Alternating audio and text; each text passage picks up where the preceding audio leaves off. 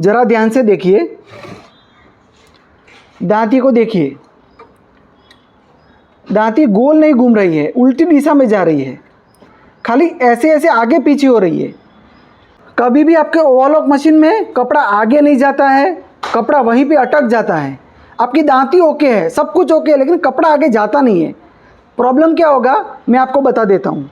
यहाँ पे देखिए, ये दांती जो है वो ऊपर नीचे भी हो नहीं रही है, थोड़ी आगे थोड़ी पीछे जा रही है। कभी भी आपके ओवरलॉक मशीन में दांती खाली आगे पीछे होती है या फिर उल्टी घूमती है, उल्टी दिशा में। ओवरलॉक मशीन की दांती की पोजीशन क्या होनी चाहिए, देखिए ऐसे घूमनी चाहिए। यहाँ पे देखिए, दांती को देखिए, दांती आगे पीछे हो रही है, ऐसे गोल घूमनी चाहिए। ये सर्कल में, ऐसे सर्कल में घूमेगी तभी अपना कपड़ा आगे पीछे जाएगा। तो जल्दी से बता देता हूँ, आपको 2 सेटिंग करनी है।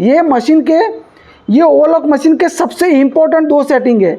जो आप सीख जाओगे तो आप एक अच्छे मैकेनिक बन सकते हो, या घर पे भी आप ओवरलॉक मशीन रिपेयर कर सकते हो। फटाफट से आपको बता देता हूँ वो 2 सेटिंग कौन से है। चलिए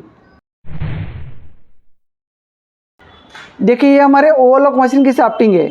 एक खांच यहाँ पे दी गई, एक दूसरी, 2 खांच होती है। अब सेटिंग यहाँ पे ही करना है। देखिए ये एक दागीना है, यहाँ पे लगा हुआ है, देखिए ये रहा। ये सेटिंग कैसे होता है मैं आपको बताता हूँ। देखिए यहाँ पे भी बताऊँगा और सेटिंग यहाँ से करके भी दिखाऊँगा। ये दागीना टाइमिंग का दागीना है। अब आपको क्या करना है, ये जो खांच है ध्यान से देखिए, ये खांच है, उसे देखिए यहाँ पे एक पेंच दिया गया है, यहाँ पे दूसरा। तो ये जो खांच है उसे, ये पहला पेंच है, यहाँ पे सेट करना है। देखिए ध्यान से देखिए, देखिए ये रही खांच। तो इसको, ये पहला पेंच है, यहाँ पे सेट कीजिए। ये मैंने सेट किया, देखिए ये आपको दिखाता हूँ ध्यान से। देखिए ये मैंने इसे सेट कर दिया और पेंच लगा दीजिए। आपको यहाँ पे वही करके दिखा रहा हूँ। देखिए ये पेंच मैं निकाल लेता हूँ और एक बार सेटिंग कर लेता हूँ।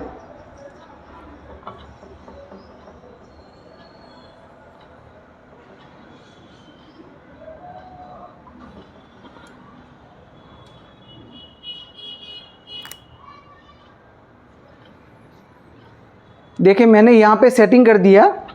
अब ये पेंच जो है उसे टाइट कर देंगे।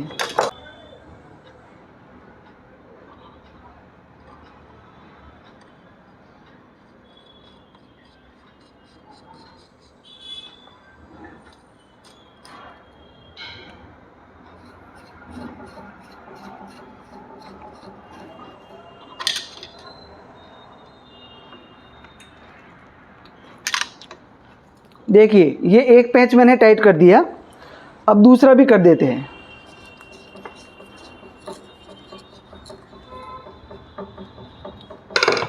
अब ये तो हुआ 50% सेटिंग, और बाकी का सेटिंग करेंगे तभी आपकी दांती गोल घूमेगी। देखिए ये एक पूरा सेट होता है। यहाँ पे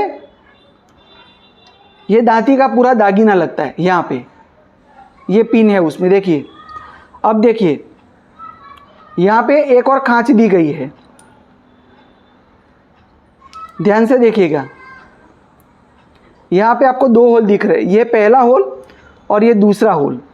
तो ये जो खांच है उसमें आपको ये पहला होल सेट करना है।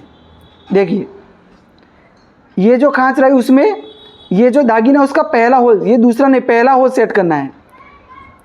ये ऐसे सेट करेंगे। देखिए ये पहला होल मैंने सेट किया और पेंच को टाइट कर देंगे तो आपकी दांती गोल घूमने लगेगी। मैं यहाँ पे वो करके दिखाता हूँ। ये प्रॉब्लम हर मशीन में, कंटिन्यू मशीन चलता है तो आता ही है। वो क्यों आता है आपको बताता हूँ।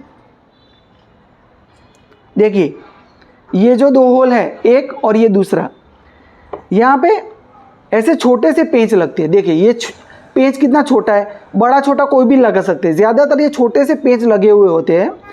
तो कई बार क्या होता है, मशीन कंटिन्यू चलता है तो पेंच ख़राब हो जाते हैं। देखिए ये कितना ख़राब हो गया, यहाँ से उसका नीचे का पूरा सरफेस घिस गया है।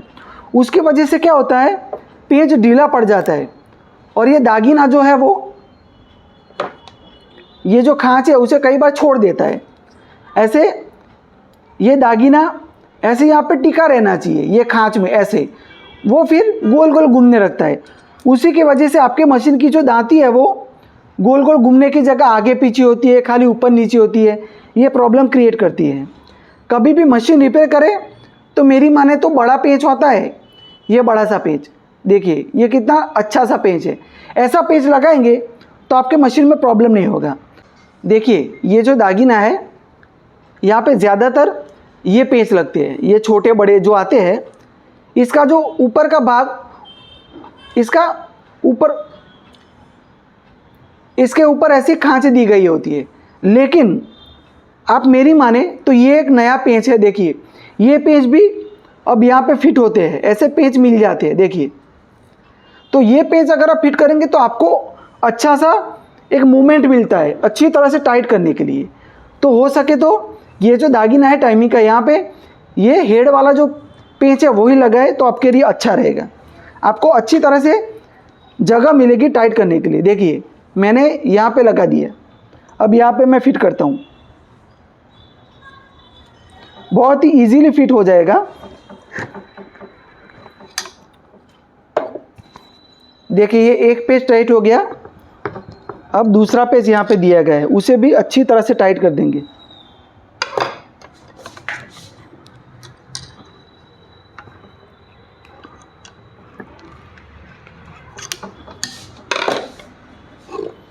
अब आपको दिखाता हूँ मशीन की दांती की मूवमेंट।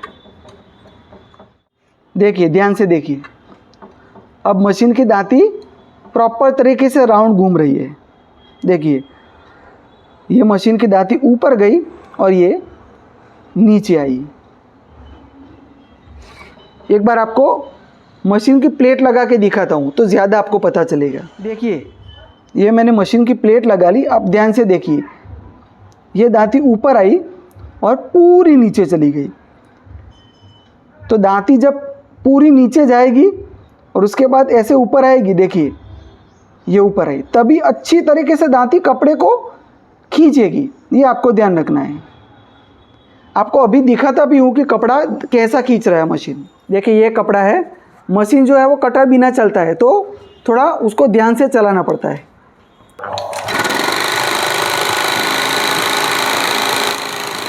देखिए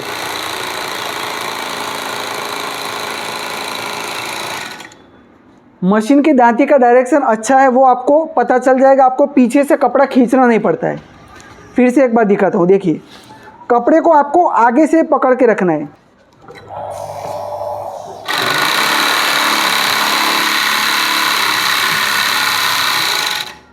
कपड़े को पकड़ना नहीं पड़ेगा पीछे से, तो इस प्रकार से काम होता है।